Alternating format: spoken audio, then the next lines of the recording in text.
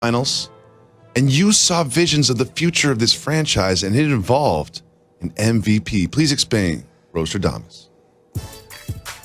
As the Milwaukee Bucks walked off the court, and big shout to them though. The way you guys stood up for social justice is outstanding. Amazing leadership. I am forever grateful. We're forever grateful as a society the sacrifices you guys made there. But on the basketball court, having the best record in the NBA and the reigning back-to-back MVP and not making it to the finals, I saw this happen before. The player name was LeBron James. And you know what he ended up doing? He left Cleveland for Miami. And Rostradamus believes if the Milwaukee Bucks do not achieve their goals, like making it to the finals next year, the hourglass is now flipped on Giannis's time being in Milwaukee. And that exit could now end up placing him in Miami, the team that beat the Milwaukee Bucks this year.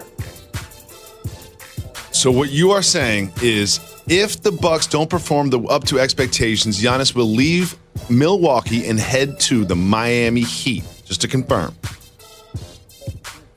Yes, that's what Rostradamus believes.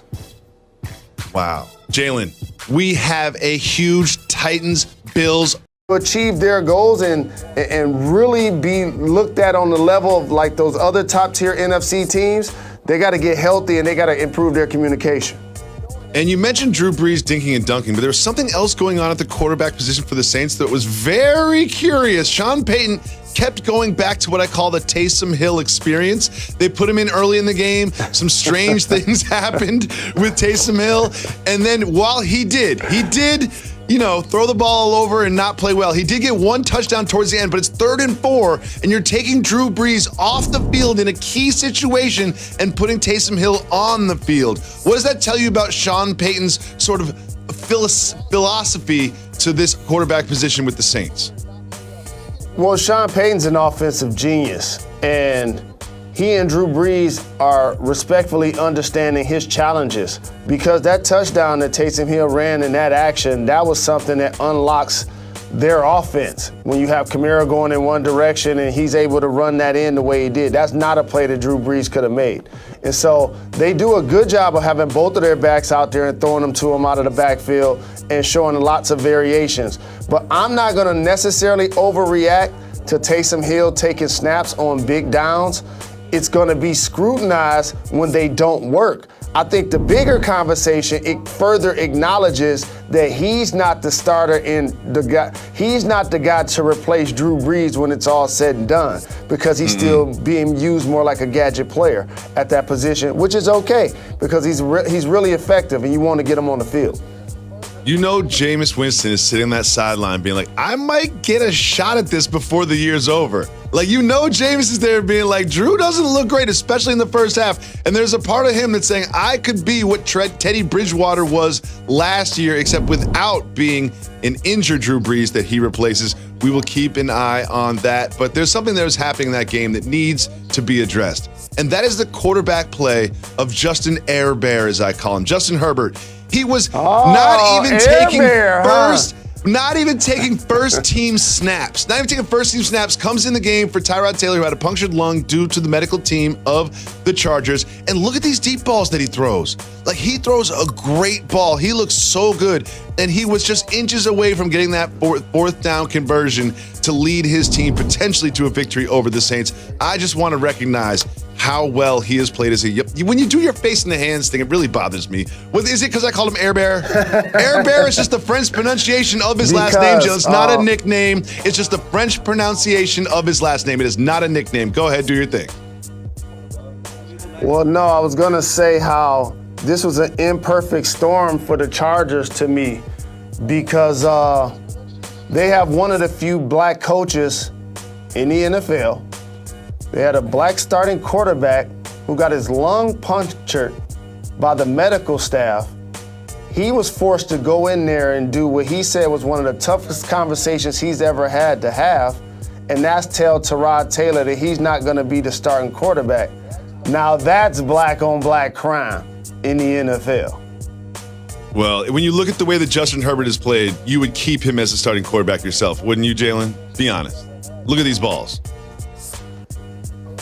Well, now that he's out there and getting the opportunity, it justifies it. But I'm not going to Monday morning quarterback it, because what if he's thrown 4 interceptions? How would we perceive it as well? So I just feel bad for Taylor that he lost his job not only due to injury, but the way it happened. And it seems like just in life, everybody just moves on.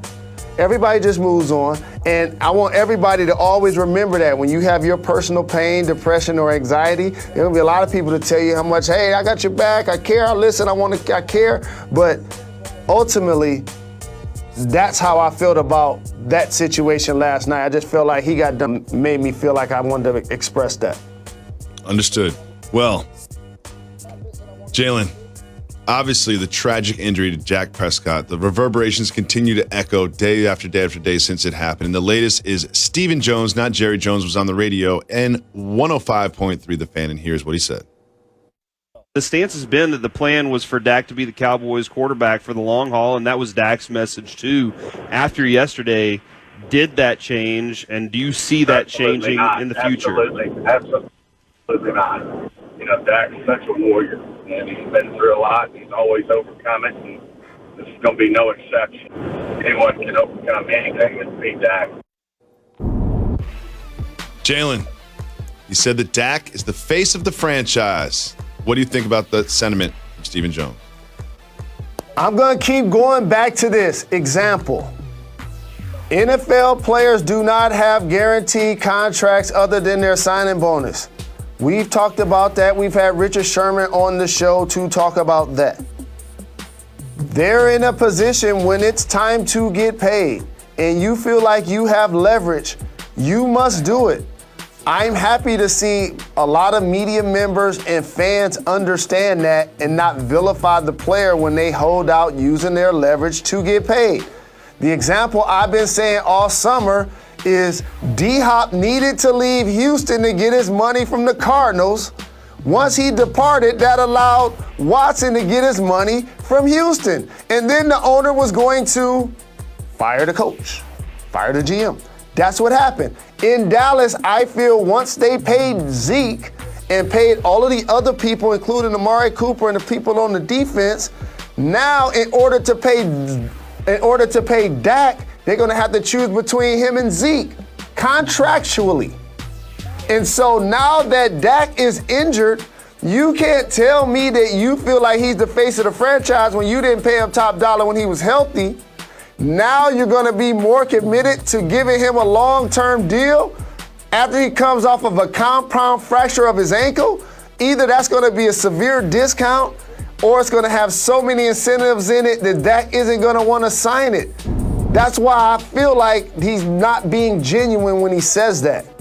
I can agree with that. And one thing I saw with this injury, it looked so bad, it was so gruesome, but it looked like the timetable is going to be 4 to 6 months. Let's call 6 months. That puts you in April of 2021. That gives him plenty of time to get back, to rehab, to go to OTAs, and to spend time this offseason, prove that he's healthy, and get the deal that he deserves. And that's how I hope it plays out. Now, he couldn't hold on there, up 17 last night. They are a terrible one-score team. They are a absolutely terrible one-score team. They cannot win one-score games whatsoever. And I think when people saw him at college, there is no I think, I know. When people saw him against Arizona State and Marvin Lewis and Herm Edwards and Antonio Pierce's defense kind of negate him and do things to him out at ASU, people automatically assume, But this was the first time in his young career that he had faced real pro defensive-minded guys.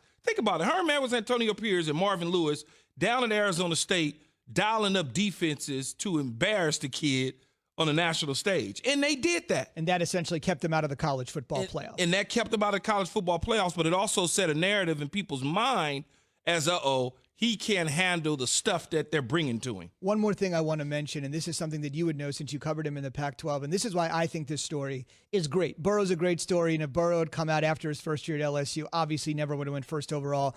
Tua was amazing from day one when he came in to rescue that national championship game, but picked right behind him was Herbert. Tua had all the shine in the world. And Burrow, let's be honest, he's two colleges were Ohio State and LSU, so I don't want to hear any underdog story with Joe Burrow, right? It's like, oh, Tom Brady wasn't that athletic. Folks, he played at Michigan, okay? He was drafted by the Montreal Expos. Don't tell me he wasn't an athlete. Here's the thing with Justin Herbert.